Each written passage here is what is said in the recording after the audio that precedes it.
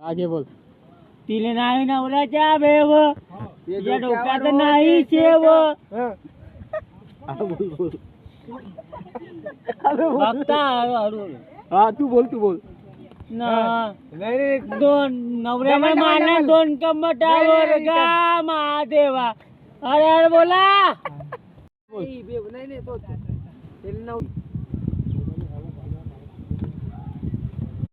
घे म्हण. तिच्या डोक्यात नाही शेव, तिच्या नाही नवऱ्याच्या बेव. हर बोला हर हर महादेव.